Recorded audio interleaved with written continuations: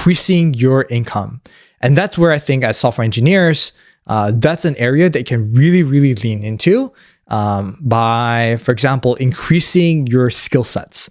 Hello, welcome back to the channel. I'm Zhia. This is day 11 of my daily vlogging challenge, where I try to create content consistently for 60 days, where I talk about tech, how to grow as a software engineer, and my struggles being a software engineering manager at a tech company.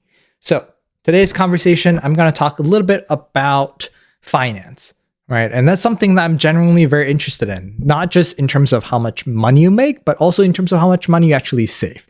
Because if you haven't heard about it already, it's not about how much you make that really makes a difference in your financial independence journey. It's about how much money you can actually save. And for me, I'm a big person growing up where I really trust that saving every penny that you can make is going to be the real journey towards wealth creation over time. And that, I think, has stuck with me for quite some time. In my last episode, I talked about how I worked pretty hard as a university graduate, and I had really low expenses, and how I saved all the money that I made from my job as a software engineer. And that proved to be really good because it was in one of the longest bull markets in US history. So having the ability to make money and save and then invest that into the market has helped me grow a really healthy nest from a financial perspective. So today's discussion, something I've been thinking a lot about, and I still continuously try to better understand myself, is does it make sense to make more, to focus on making more, or on saving? And I think there's always like a fine balance between these two, right? And hear me out. My thinking is on the saving side, right?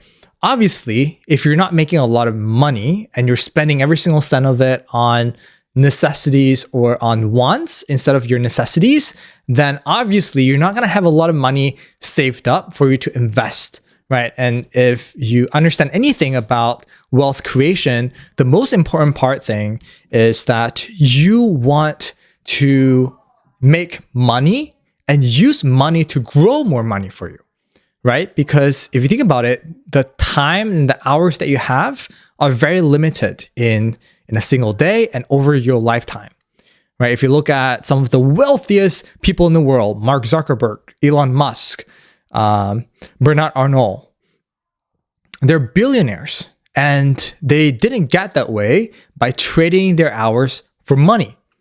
Because if you're making, say, $500 an hour and you work, the most you can do in a single day are 24 hours, considering if you don't rest, you don't eat, you don't go to the restroom or anything like that. So that's going to be your ceiling, right? That's going to be your cap.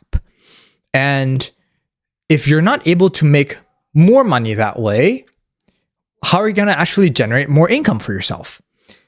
One way could be that you're trying to cut down on your expenses, right? For every $100 that you make, you try to minimize your expenses. So take home maybe $80 or $90 and use that to invest. But if you're not making a lot of money, that kind of goes back to my earlier point of if you're not making a lot of money, there's not really that much that you can save, right? If you're making, let's say, I don't know, just throwing some numbers out there, like let's say you're making $2,000 a month and you're paying rental, that's $1,000. You have a car payment, that's like $500. Right away, 50% of that is gone. How are you going to save more? You can maybe get rid of the car, so you bike everywhere. Maybe you save $500 that way. You're going to save on insurance. You're going to save on your gas. But is it going to really make a dent in your wealth creation journey? Maybe if you're starting out front, I can see a scenario where you want to pay more for, you want to save up so that you can pay off high interest rate loans or student debt, whatever it is, right? Get rid of your credit card debt. That makes a lot of sense to me. But at some point, there's a diminishing return in terms of how much you penny pinching, basically, right? It doesn't really work that way. It's not very useful. The other part of it is increasing your income.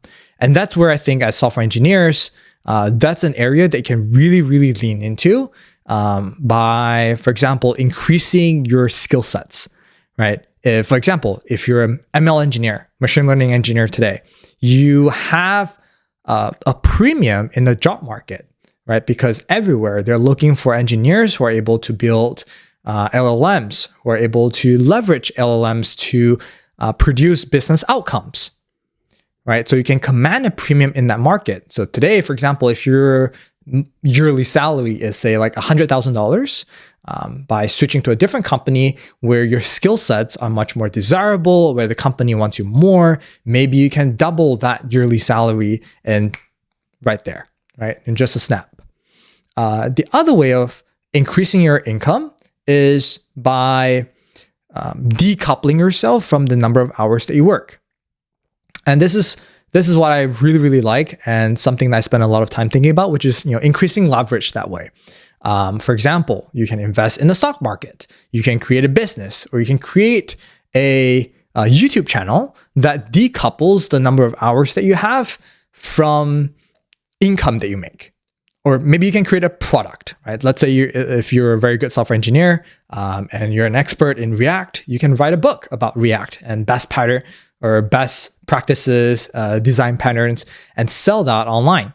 And that essentially detaches yourself from the number of hours that you create, or detaches you from the number of hours that you have to work, because it's a one-time cost. You make that content, you make that product, and you can sell it X number of times over the lifetime of that course. And the kind of reason, kind of circling back, why this is something that I think a lot about is because I think in my kind of journey as a software engineer, in my financial journey, right? I always try to keep those two things in mind. One is savings. I always look at my budget and figure out what are the areas I can cut back on, or even areas that I can spend more money on, so that I can create more value, so I can get more hours back, right? And the second part is income generation. How can I generate more income? Is it by acquiring a new skill? Is it by creating a new product? Or is it by exploring a new business opportunity? One example that I really like to use here is, I kind of talk to a lot of my friends, and something that I encourage people, if you have the luxury of being able to do this, definitely do try it out, which is outsourcing anything in your life that is, one, you think is low value, two, it's a necessity, but you don't need to be the person actually doing it. Right. So one good example of this is mowing lawn, right? So everyone has a house, everyone who has a house knows that you need to mow your lawn at a certain period of time. A lot of people do it themselves because they think it's easy. It's some manual labor that you need to do. For me, pretty early on, I recognized that mowing lawn is not something, one, I particularly enjoy, and two, it's not a very high value activity for myself. So instead of me spending 1 hour every 2 weeks or 3 weeks to mow the lawn, I outsource that. I pay someone to come by, and I pay him $30, and he mows my lawn, gets rid of all the leaves and everything. And that, in my opinion, has given me more value than that $30, right? Because I value my time more than $30 an hour.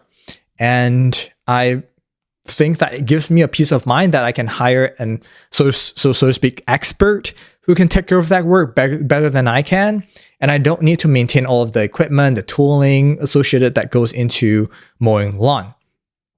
And I think the most important part is now I can actually have an extra hour, 2 hours every 2-3 weeks just to spend time with my family, watch a movie, do whatever things I want to do, right? So I think that's a prime example of not really saving in that sense, but also I'm spending a little bit of money in exchange for higher value things, right? Time, freedom, enjoyability. I don't know if that's really a word, enjoyability, right? But something I just wanted to share. I think it's something that I've spent a lot of time thinking about, and I'm curious to hear, right? If there's something like that you want to share, what's an activity that you enjoy in terms of how you help save money, or something that you've tried to create more income for yourself. Please do share in the comments below. And yeah, that's it for today. I'll see you tomorrow.